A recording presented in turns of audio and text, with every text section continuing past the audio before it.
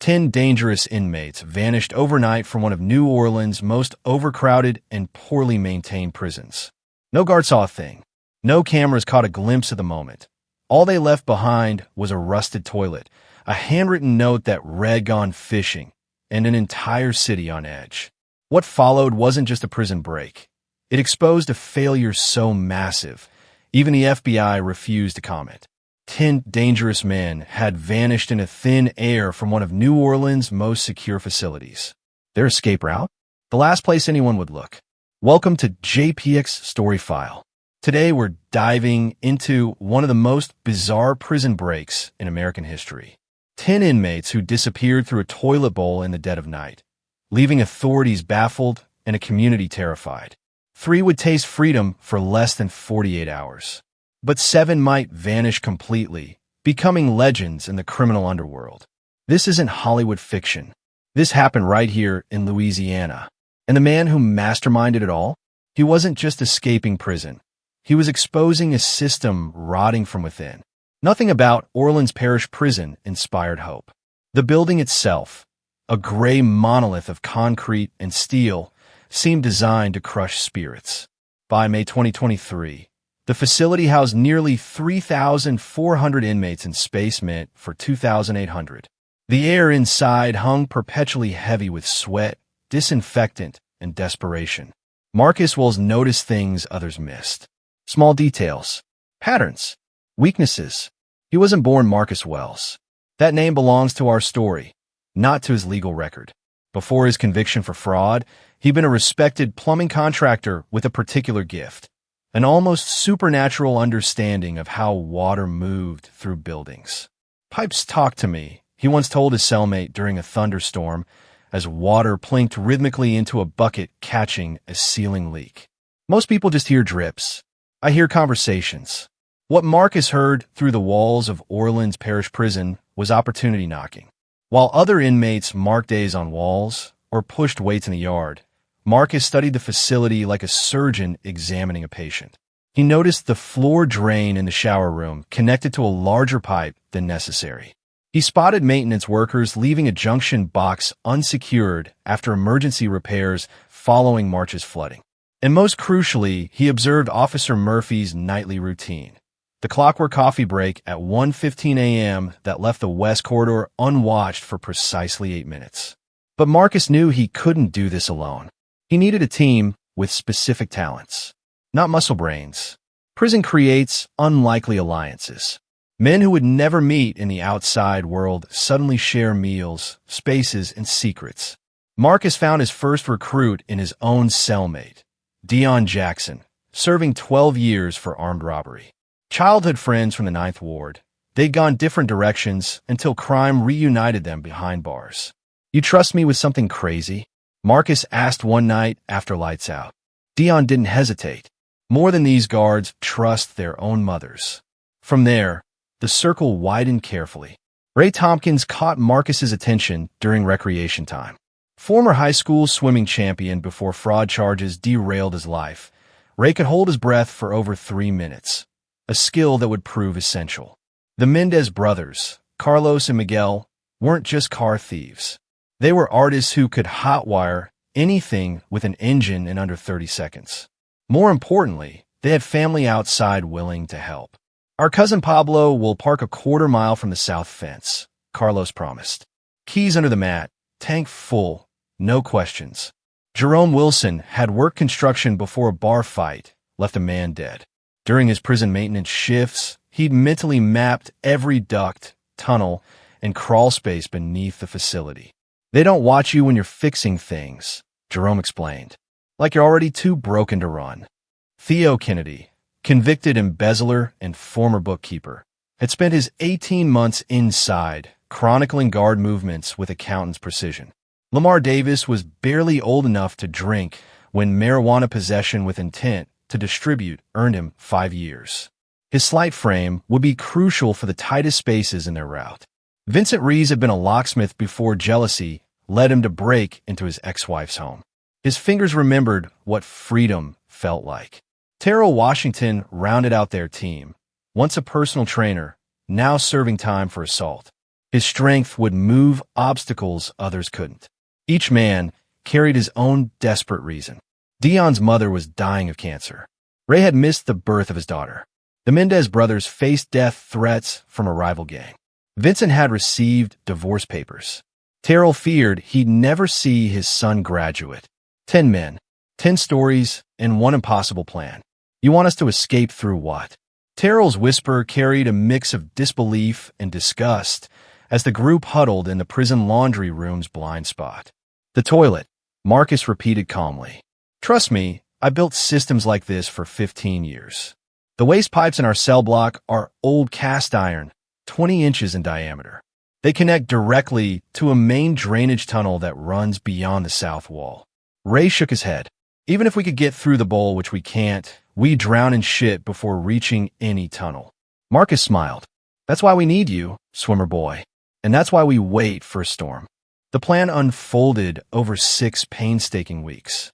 Marcus gradually loosened the bolts securing their cell toilet, replacing them with convincing fakes crafted from bread dough hardened to concrete-like consistency and painted with metallic polish stolen from the workshop.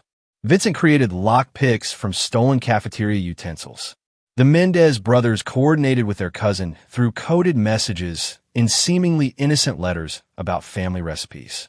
Jerome sketched the tunnel system from memory on toilet paper that could be flushed at the first sign of a shakedown. Theo identified the perfect date, May 12th. Weather forecast predicted the heaviest thunderstorm of the season. The prison would be short-staffed due to a scheduled training day. And most importantly, it was the night before scheduled maintenance on that very section of plumbing.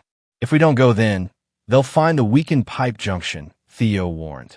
Our window closes forever. What none of them knew, a prison informant had overheard fragments of their plan. But in his eagerness to trade information for privileges, he'd gotten the date wrong. Guards would be watching for unusual activity on May 15th, 3 days too late. May 12th arrived with perfect, terrible weather. The storm hit New Orleans like God's own fury, sheets of rain hammering the prison roof, lightning transforming night to day in violent flashes, thunder rattling the very foundations.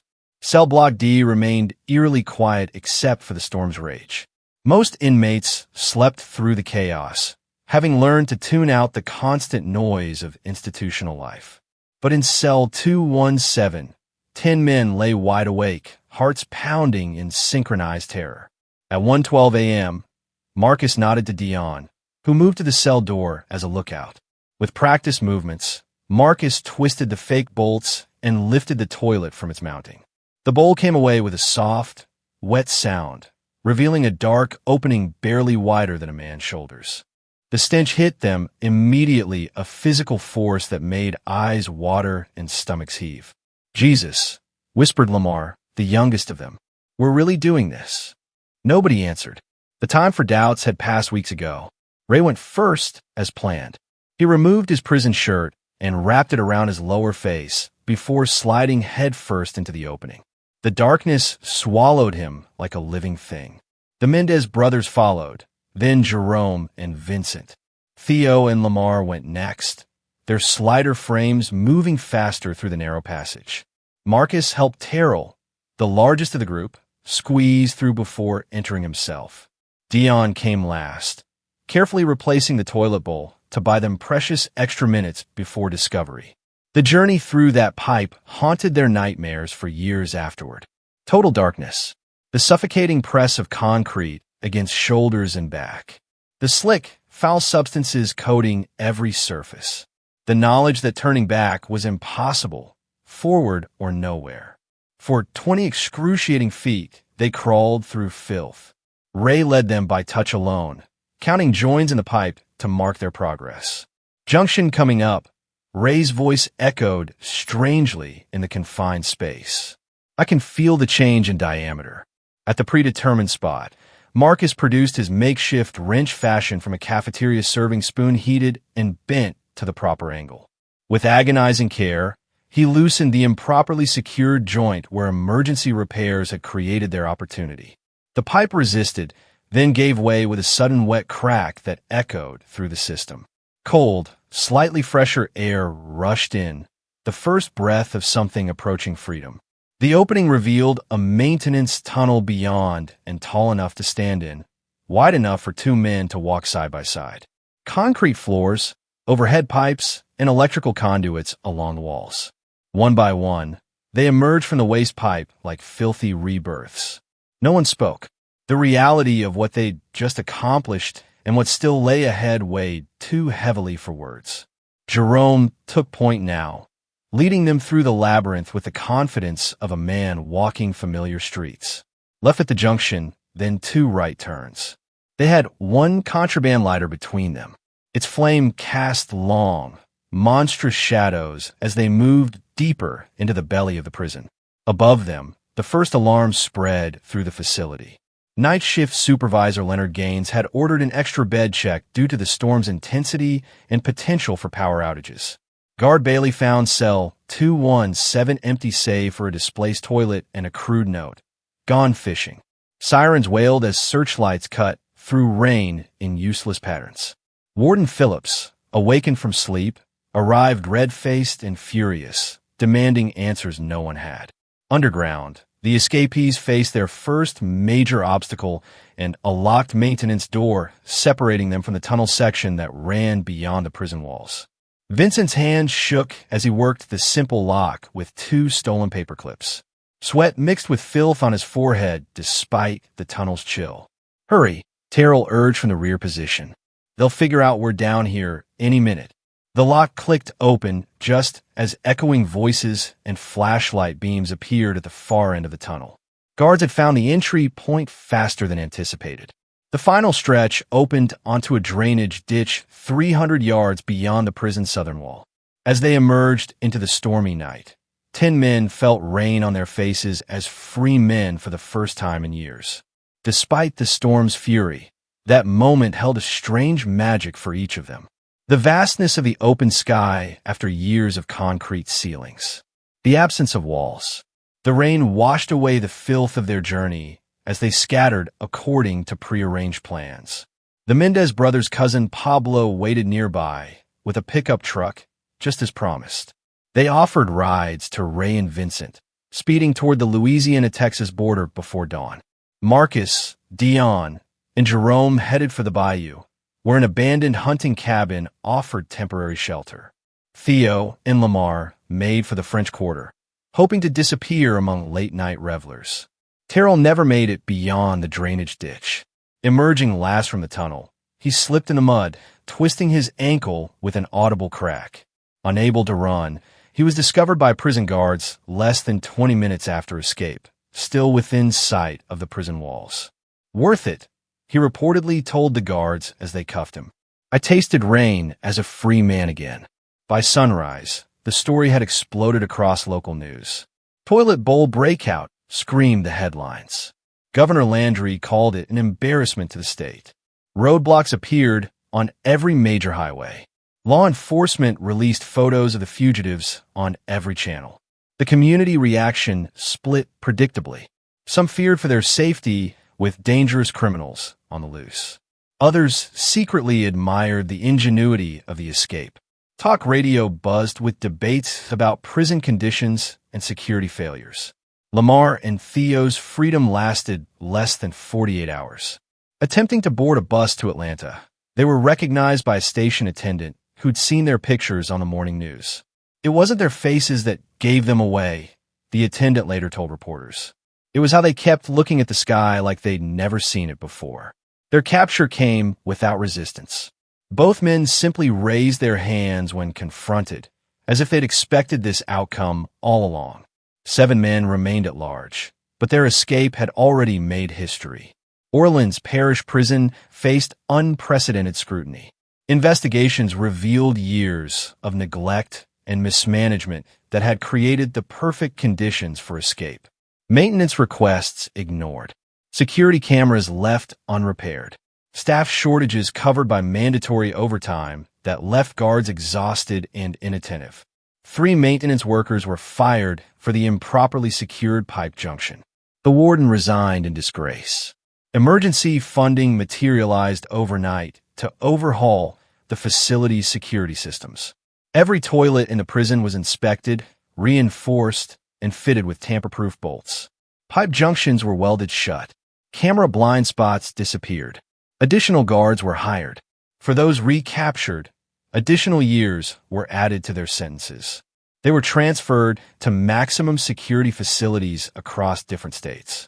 But something unexpected happened. They became minor celebrities in the prison system. The men who escaped through a toilet and exposed the broken system from within. Their story spread through prison yards across America, growing with each telling. What happened to the 7 who vanished? Here, fact blurs with legend. The Mendez brothers reportedly made it across the Mexican border using forged documents prepared by their cousin.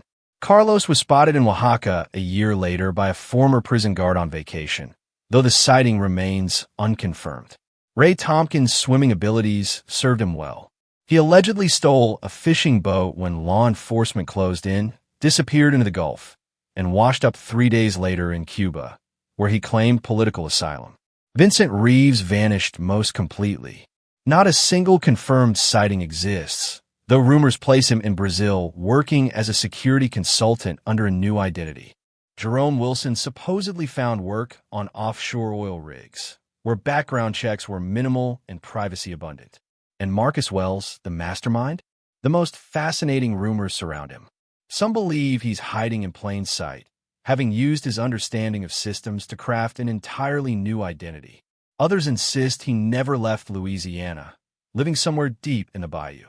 One persistent story claims he worked briefly as a prison consultant after his escape, using an alias to help authorities identify security flaws in other facilities before disappearing again. The last credible sighting came 6 months after the escape. A former cellmate released on parole claimed to have received a postcard from New Mexico. It contained no message, only a crude drawing of a toilet with wings. But this isn't just a tale of daring escape. It's a spotlight on America's crumbling prison infrastructure. Orleans Parish Prison wasn't unique in its problems. Across the country, facilities built decades ago struggle with overcrowding, understaffing, and deteriorating infrastructure. The average American prison is now 40 years old. Many were built when the prison population was a fraction of today's numbers. The toilet escape exposed more than just a physical weakness in one prison's plumbing. It revealed systemic failures, budget priorities that choose punishment over rehabilitation, political systems that ignore maintenance until catastrophe strikes, facilities designed for one era trying to function in another. In the aftermath, Louisiana lawmakers passed the Secure Facilities Act, mandating regular infrastructure assessments for all correctional institutions. Other states followed suit, implementing what became known informally as toilet bowl inspections. The greatest prison break in Louisiana history wasn't just a story of 10 desperate men. It was a symptom of a system failing from within. The Great Toilet Escape remains one of the most audacious prison breaks in American history. On rainy nights in New Orleans, some guards still check the toilets twice. 7 vanished into legend. 3 returned to confinement. All 10 changed prison security forever. But the real question isn't how they escaped. It's why such an escape was possible at all, and what other flaws remain hidden in our justice system, waiting for the next Marcus Wells to expose them. If you found this story as fascinating as I did, hit subscribe for more crime stories that mainstream media won't touch. Next week, we're exploring the mysterious disappearance of the remaining 7 and how they were captured. Leave your theories about where Marcus and the others might be in the comments below. Until next time, remember, sometimes the way out is through the places no one wants to look.